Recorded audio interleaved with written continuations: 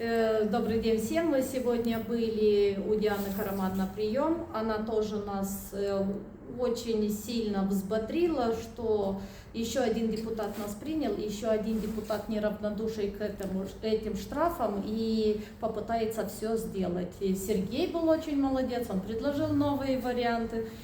Сам расскажет про это, наверное.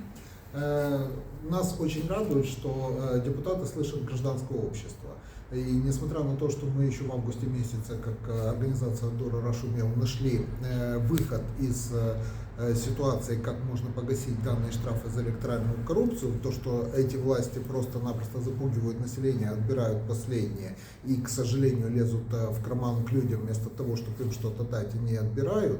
Так вот, Диана Караман, как депутат парламента от фракции партии коммунистов, нас услышала и готова на базе выявленного нами несоответствий действий полицейских при выписывании протоколов о административном правонарушении и электоральная коррупция направить запросы в Генпрокуратуру, в МВД и в Генеральный инспекторат для того, чтобы запустить и приостановить беззаконие и беззаконные действия нашей доблестной полиции в Республике Молдова. Мы очень рады этому.